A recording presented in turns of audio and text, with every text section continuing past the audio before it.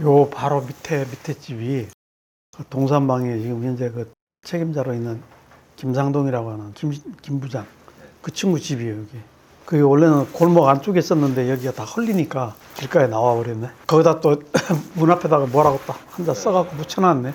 그때 당시는 뭐 이렇게 지금 것 같은 큰 규모로 하는 게 아니고 자기 집 마당에다가 새끼줄 몇 개 매놓고 말리고 그 이제 예를 들어 오징어 같은 거는 마당에다가 그냥 말뚝 몇 개 박아놓고 기둥을 새끼줄을 이렇게 막 한 4단 5단을 이렇게 매놓고 거기다 오징어 말리면 되는데 명태는 조금 달라요. 명태는 이제 덕장이 있어야 돼.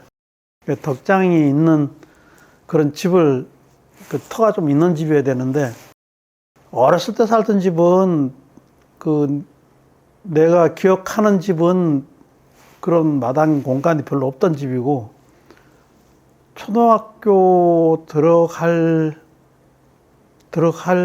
가기 전에 이제 약간 좀 마당에 있는 집을 새로 지어서 이사를 갔는데 약간 높은 위치 언덕 중간쯤에다 지었는데 거기 이제 덕장이 몇 칸 있었어요. 저 사업자 등록을 내러 가는데 빨리 내야 되는 이유가 있었어요, 그때. 근데 빨리 내러 가야 된다는 것만 생각하고 상호를 머릿속에 정하지도 않았는데 버스 타고 가면서 가만히 생각하니까 상호를 뭐로 하지? 이거 다른 걸로 생각할 시간적 여유가 없었고 사업자 등록증은 빨리 내야 되겠고 그래서 그 전에 농담 삼아 그냥 나랑 목호당하러 하지 뭐 이렇게 했던 게 그거 외에는 다른 게 떠오르지 않는 거예요. 그래서 그냥 아이고 그걸로 하자. 다른 거 마땅한 것도 없고 누가 지어주는 것도 원래 동산방 회장님이 동원표구사라고 지어준 게 있어요. 근데 그거는 안 쓰고 뜻이 너 동산방에서 너는 으뜸이다 그 뜻이에요. 그래갖고 초정한테 글씨까지 받았어요. 받았는데 이상하게 그거는 별로 마음에 안 들더라고. 거기 세무서 가서 신고지도 쓰면서도 한참을 고민을 했어. 그거를 볼펜을 들고. 근데 진짜 마땅히 쓸 게 없더라고. 그래서 일단 나중에 뭐 바꿀 짓은 바꾸더라도 일단은 신고를 해야 되니까. 그 원자가 나는 으뜸 원자인데 동원참치 원자는 아마 언덕 원자일 거예요. 강원도 쓸 때 그 쓰는 원자. 무단 가출이지 말하자면. 그래갖고 여기 서울에 와가지고 뭐 청량리 도매시장에도 잠깐 있었어요. 그때 엄마하고 아버지가 맨날 부부싸움 하니까 엄마도 가출하고 없는 상태야. 근데 청량리에 와 있다는 얘기 들었어. 그 얘기를 사촌 누나가 해준 거예요. 그래서 원래는 부산 이모 집에 있었다고 그랬는데 옮긴 거예요. 저 서울 청량리 쪽으로. 그런데 청량리에도 이종 사촌 동생이 있어. 엄마의 이종 사촌 동생이. 그러니까 이종 사촌 이모지. 그 청량리 저 청량리역 바로 앞에 있었는데 이따 얘기는 들었고 그래서 이제 사실은 그 나이에 정말 세상을 버리고 싶은 생각도 하고 막 그랬어요. 그때 굉장히 힘들었어 내가. 표구가 뭔지도 몰랐고 서울 중학교 2학년 다니다가 내가 여름방학에 올라왔는데 학교에 내가 뭐 자퇴서를 내거나 한 것도 아니고 그냥 방학 때 올라와 버린 거라 학교에서는 나중에 얘기 들어보니까 난리가 났더구만. 집에서도 그냥 뛰쳐나온 거지. 서울 올라왔으니까 이제 먹고 살아야 될 거 아니야. 청량리 시장에 잠깐 한 몇 달 있다가 그만두고 청계천에 누가 아는 사람이 또 있다고 그래서 거기 갔다가 여기 낙원시장에 쌀 장사하는 사람인데 그때 당시에 쌀 장사를 안 하고 옷가게를 했어. 근데 옛날에 동산방에다가 밀가루를 대줬다 그러더라고. 원래 쌀 장사하던 사람이에요. 그 사람이 동산방에 밀가루를 대주고 그랬는데 그 사람을 만난 거예요. 만나갖고 동산방에 소개시켜준 거지. 그냥 왔다 갔다 했지. 이제 뭐 할 일도 없고 그러니까. 거기가 뭐라고 했는데 아마 표구사라고 말을 했던 것 같아. 근데 내가 못 알아들었어요. 그림 만지는 곳이다. 그림이 되니까 약간 기가 솔직하게 있어요. 그 그림을 내가 좀 좋아했었거든. 그래서 가봤지. 갔더니 우리가 아는 그림하고 조금 다른 거야. 우리가 교과서에서 배우는 그림하고 약간 좀 다른 그런 건데 어쨌든 거기 가서 그림 볼 새는 별로 없었고, 그건 기술자들이 만지는 거니까. 그러다 가만히 옆에 서 있으면은, 야, 빗자루 들고 바닥 쓸어. 그러니까 바닥 쓰는 게 일이야. 그 다음에 이제 한 2, 3일 지나니까 풀 물 갈아주는 거, 풀 쑤는 거, 그 다음에 시장 보러 다니고 밥하고, 그거를 이제 차츰차츰 하면서, 그 표고사에서 밀가루가 필요하니까 정기적으로 밀가루를 대줬을 거 아니야. 그러니까 아는 거라고. 그 집 쌀 장사하는 집하고 연관이 있는 게 아니라 밀가루를 대주다 보니까 아는 거지. 그 원래는 월급이 없다고 그랬어. 처음에 들어갈 때는. 근데 월급이 없는데도 일할 거냐고 이런 식으로 말을 했던 것 같은데 첫 달은 월급이 없다. 아, 그 얘기였어. 첫 달은. 그리고 2,500원씩이다, 월급은. 그 얘기 했던 것 같아. 근데 내가 12월 15일 날 거기 들어갔어요. 그러니까 보름 지났잖아, 연말에. 보름 지났는데 월급은 아닌데 다들 이제 연말이라고 떡값이라고 얼마 주잖아요. 보너스를 3,000원을 받은 거야. 그리고 그 다음 달부터는 이제 원래 2,500원씩 주기로 했는데 3,000원씩 그냥 주더라고. 그거 월급도 잘 안 올라. 그 밑에 시다들이 있어도 고만고만 하니까 약간 차이 두는 거야. 먼저 들어온 놈은 한 500원 더 주고 이런 식으로. 근데 어쨌든 내가 동산방 들어가서 한 몇 달 안 지나서 밑에 그 후배들이 굉장히 많이 들어왔어요. 그래갖고 우스갯소리가 있어. 고아원이냐고 막 이런 소리까지 했어. 어쨌든 그래서 나는 밑에서 이렇게 받쳐주는 그런 사람들도 많이 들어오기도 했지만, 그래서 이제 조금 일을 위에 선배들이 하는 일을 좀 빨리 흉내 낼 수도 있었지만, 또 하는 걸 보고 재주가 있다고 생각을 했는지 약간 다른 사람보다 빨리 일을 좀 시작을 했어요. 그래서 한 1년 반 만에 그래도 딱지 띄고 거기 이제 중간 정도 되는 그 일들을 했지, 거기서. 처음에는 동산방이라고 하는 단어도 입에 잘 안 붙었어요. 거기 있다 보니까 동산방이 이제 말하자면은 표고사 중에서 최고다. 서울대 교수들도 엄청 많이 오고, 또 뭐 오시는 손님들이 뭐 우선 최고라고 자꾸 얘기를 하고 이제 그러니까. 그래도 밖에 나가도 그런 소리 많이 듣고, 그 다음에 일하는 것도 이렇게 보니까 내가 다른 데는 뭐 가서 일하는 걸 많이 보지는 못했죠. 왜냐면 외출하기가 좀 어려운 편인데, 그래도 가끔 어디 가서 이렇게 보면은 조금 뭔가 좀 달라 보이기도 하고, 또 이 공장, 이 작업장 돌아가는 시스템도 약간 현대화된 것 같아. 다른 표고사보다.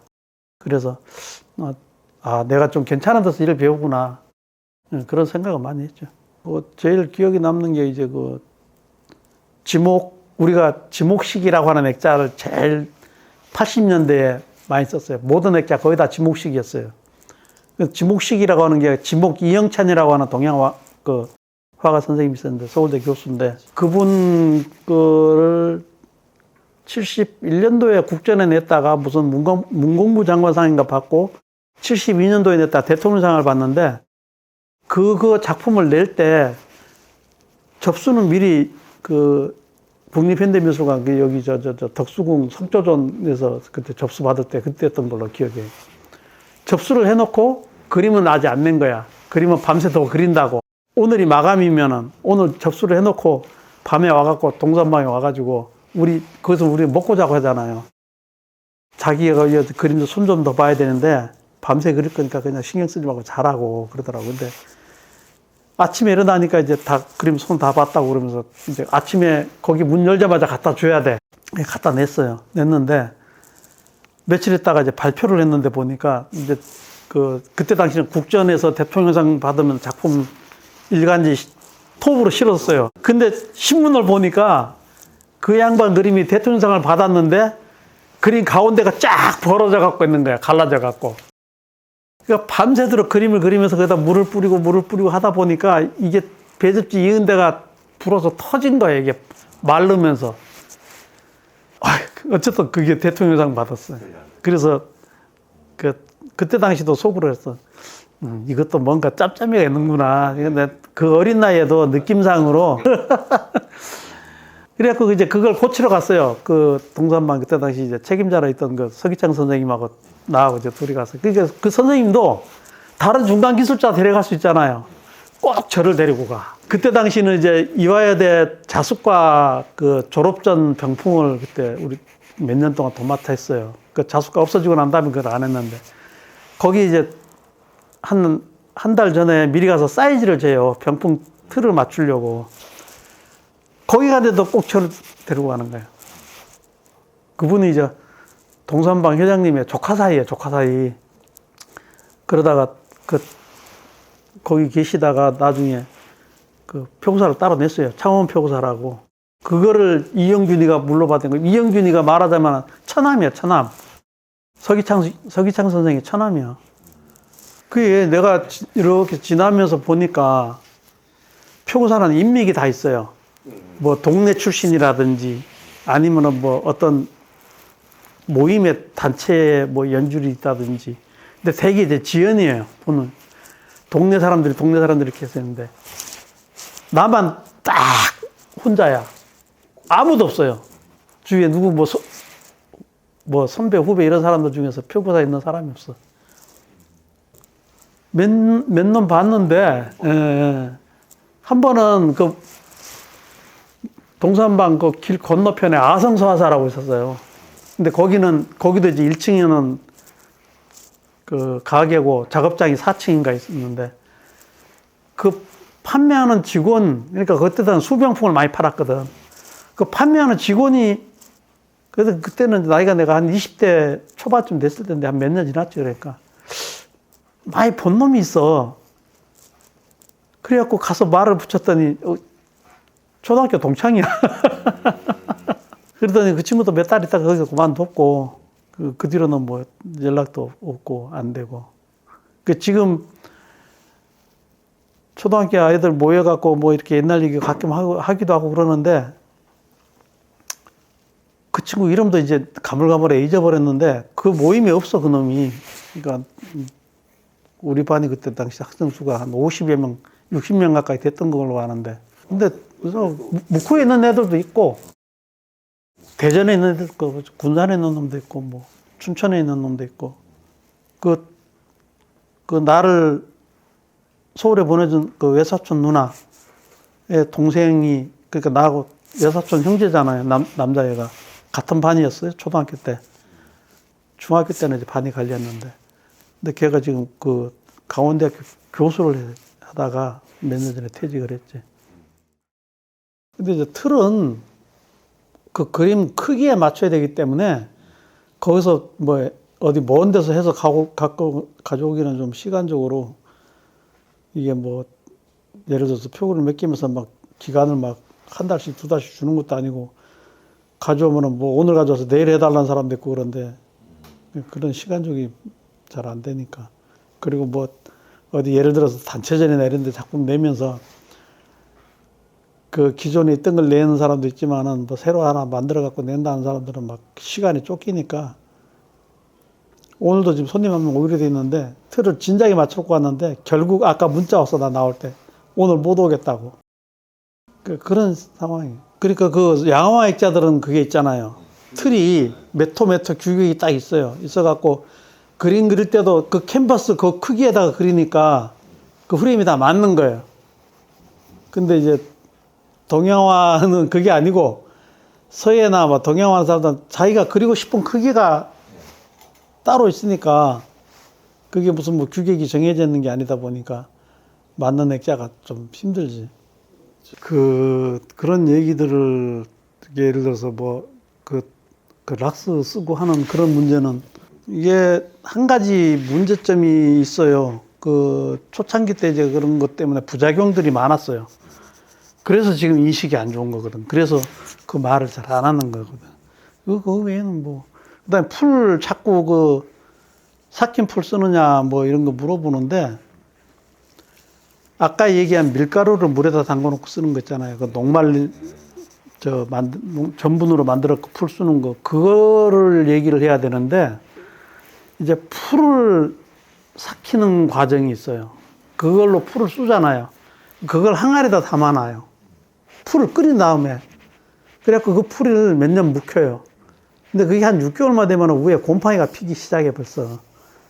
그 단백질을 그렇게 뺀다고 곰팡이는 생겨요. 풀에는 항상. 그래서 그러면 그 풀이 끈기가 없거든. 일본 애들은 자기네들이 그 문화재 수리할 때 그 풀을 쓴다 그래요. 근데 한국에서는 그 풀을 만들어 놓고 수도 없이 실험을 해봤지만 안 맞는다.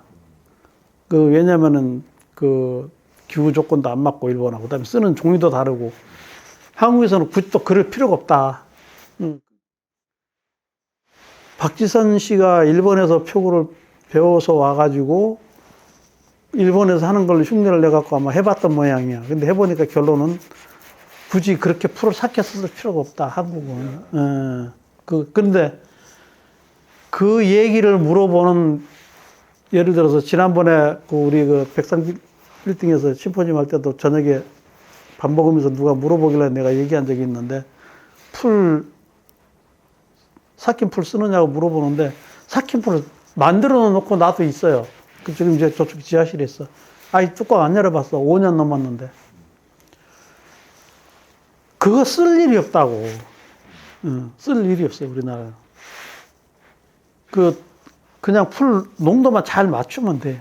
그러니까 이제 그런 거는 그래도 좀 뭔가 이렇게 구체적으로 할 수 있는데 예를 들어서 락스를 써서 세탁을 했다 이런 거는 상당히 그거는 다 작품마다 각계의 그 상태에 따라서 쓰이는 농도가 다르기 때문에 그냥 진짜 말 그대로 어떤 노하우가 있어야지 되는 거지 그걸 데이터로 해갖고 이렇게 하기는 사실 좀 어려운 점이 있긴 있어요.